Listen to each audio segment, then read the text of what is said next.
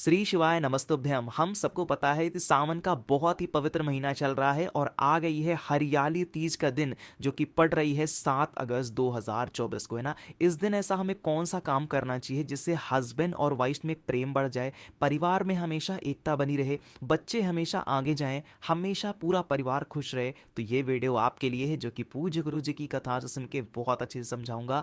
हरियाली तीज पे चाहे आप व्रत हो या आप व्रत नहीं रहते हो, आप सभी को इस काम को ज़रूर करना है। इससे स्पेशल उपाय, इससे स्पेशल दिन सावन के महीने में बहुत कम देखने को मिलता, ठीक है ना।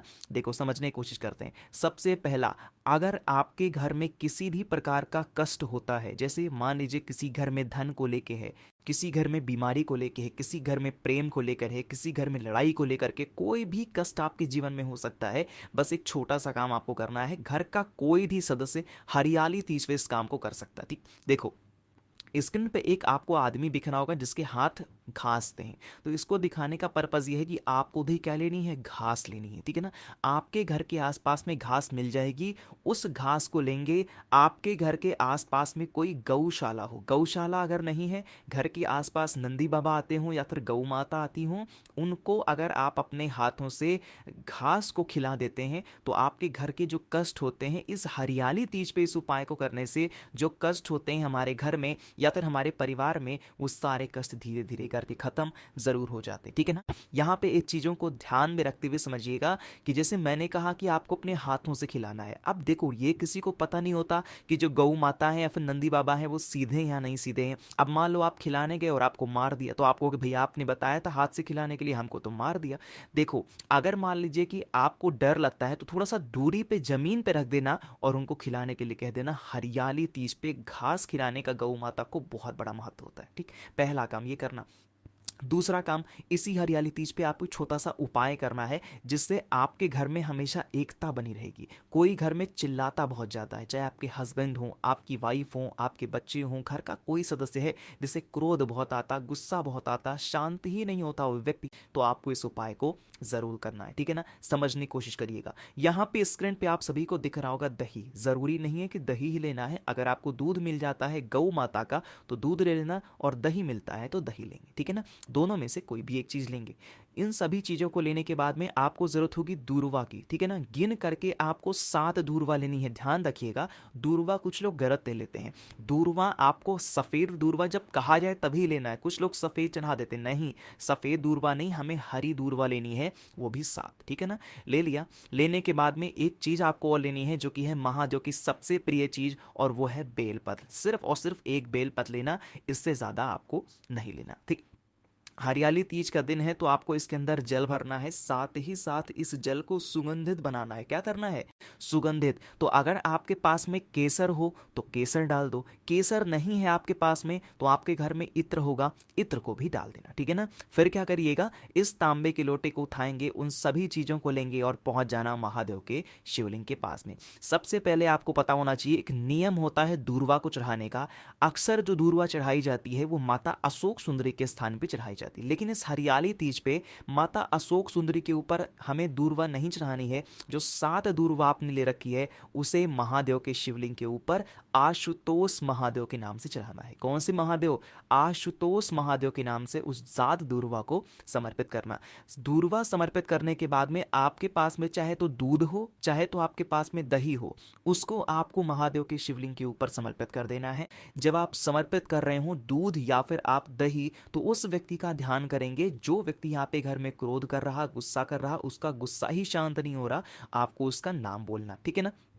इतना करने के बाद में फिर अभी बेलपत्र नहीं चढ़ाना है आपको। इतना करने के बाद में फिर आपको 1 लोटा शुद्ध जल तांबे के लोटे से श्री शिवाय नमस्तुभ्यम का जप करके समर्पित कर देना, ठीक है ना। इतना काम समझ लेना। जब आप जल वगैरह सब कुछ समर्पित कर दें, लास्ट में जब आप पूजन आपकी खत्म हो जाए तो जो एक बेलपत्र आपके पास में है, उस एक बेलपत्र को महादेव के शिवलिंग के ठीक ऊपर, जिस कारण से आपके घर में क्रोध हो रहा, गुस्सा हो रहा, उस कारण का ध्यान करते हुए महादेव का स्मरण करेंगे, उस व्यक्ति का ध्यान करते हुए समर्पित कर देना। कभी भी आपके घर में क्लेश नहीं हो सकता, लड़ाइयाँ नहीं हो सकती, हमेशा हस्बैंड और वाइफ में प्रेम बढ़ेगा और आपके यहाँ बच्चे जो हैं वो ज़्यादातर तरक्की करते हुए नज़र ज़रूर आएंगे। ठीक है ना, करके देखिएगा। तो यहाँ पे 2 चीज़ों की तो हमने बात कर ली है। आगे बढ़ते हैं, जो हम तीसरे काम की बात करने जा रहे हैं जो कि आपको करना होगा, लेकिन उससे पहले छोटा सा काम और करना है, और वो है जल्दी से कर दीजिए वीडियो को लाइक, और मेरे जितने भी भाई बहन मेरी आवाज़ पहली बार सुन रहे हैं चैनल को ज़रूर सब्सक्राइब करना है ना। देखो भाई, यहाँ पे आप सबको क्या दिख रहा होगा, बहुत सारे श्रृंगार के सामान है ना। हरियाली तीज पे 16 श्रृंगार का बहुत बड़ा महत्व होता है। क्या तो भैया ठीक है, ये सब तो समझ में आता है, लेकिन इसको करने से हमें फ़ायदा क्या होता है। जो स्त्री चाहे वो व्रत हो या वो व्रत नहीं है, कुछ लोग परेशान होते हैं हम तो व्रत ही नहीं रहते तो क्यों करना, नहीं, आप व्रत हो तो भी करोगे, व्रत नहीं हो तो भी करना। 16 श्रृंगार के सामान मार्केट से खरीद करके लेके आना, ठीक है ना। अब जरूरी नहीं है कि बहुत महंगे महंगे पूरे ब्रांडेड लेकर के चले आओ अलग अलग कंपनीज के, नहीं, 16 सामान कुछ भी ले सकते हो। चाहे छोटी सी कंघी ले लो 5 रुपए की, छोटा सा 5 रुपए का पाउडर ले सकते हो ना, कान का मतलब कान का मतलब बाल का जो लगाने वाला क्लिप होता है, इस टाइप में जो 16 श्रृंगार के सामान होता है वो ले लो, ठीक है ना। और इसको लेकर के किसी भी शिव मंदिर, किसी और मंदिर नहीं जाना है। कहाँ पे जाओगे, किसी भी शिव मंदिर जाएंगे, और वहाँ पे जो भी पुजारी बाबा हों, जो भी पंडित जी रहते हों, अगर नहीं रहते तो घर के आसपास में कोई पंडित जी हों, ब्राह्मण देवता हों, उन्हें 16 श्रृंगार के सामानों का दान करके 11, 21, 51 जो भी आपकी क्षमता हो, कुछ दक्षिणा अगर आप दे देते हैं तो आपके घर में, आपके परिवार में हमेशा प्रेम सद्भावना हमेशा बनी रहती है। कभी भी किसी भी चीज़ की दिक्कत आपके घर में, आपके समाज में नहीं हो सकती, ठीक है ना।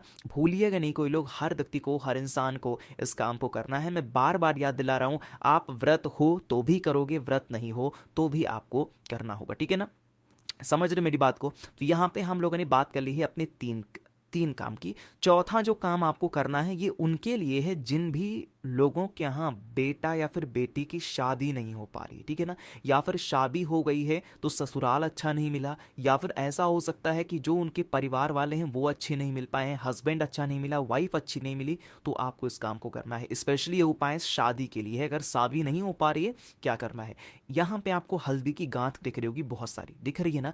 क्या करना है, आपको 11 हल्दी की गांठ लेनी होगी, छोटी छोटी ना, इसमें बहुत ज़्यादा ये मत करना, बहुत बड़ी बड़ी नहीं, छोटी छोटी हल्दी की गांठ लेना। इस हल्दी की गांठ को लेकर के चले जाना महादेव के मंदिर में, ठीक।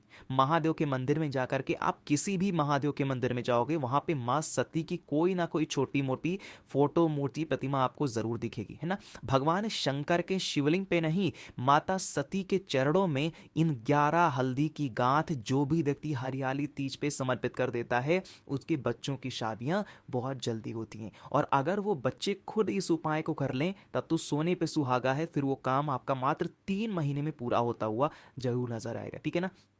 कुछ माँ परेशान होंगी कि भैया हमारे बच्चे तो बाहर पढ़ते हैं या फिर जॉब करते हैं, नौकरी करते हैं, घर पे नहीं रहते, या फिर हमारे बच्चे इन सभी उपाय में इंटरेस्टेड नहीं होते हैं, तो क्या हम करेंगे। तो आपको 11 हल्दी की गांठ को माता सती के चरणों में उन बच्चों का ध्यान करते हुए नाम और गोत्र बोल करके अगर आप समर्पित कर देते हैं हरियाली तीज पे, तो आपके बच्चों की जो शादी होगी वो बहुत जल्दी होगी और बहुत अच्छी शादी होगी, ठीक है ना। चलो, तो 4 हो गए। एक आखिरी काम की हम लोग बात करते हैं, और यह काम होता है प्रेम को बढ़ाने के लिए, ठीक है ना। अब ध्यान रख लीजिएगा, इस काम को अकेले नहीं कर रहा, मैं फिर से बोल रहा हूँ, प्रेम जो भी प्रेम होता है तो 2 लोगों के बीच होगा, ठीक है ना। हस्बैंड वाइफ हो, भाई बहन हो, है ना, भाई भाई हो, 2 लोगों के तो बीच प्रेम होगा, अकेले थोड़ी प्रेम होगा। तो अब उस प्रेम को बढ़ाने के लिए, जैसे मान लीजिए एग्जाम्पल के तौर पे पति और पत्नी में बहुत प्रेम नहीं है ना, मतलब एक दूसरे से गुस्सा करना, जलना, नाराजगी सब बनी रहती है ना, तो आपको बनाना होगा अपने घर में खीर। क्या बनाओगे, खीर बनाना।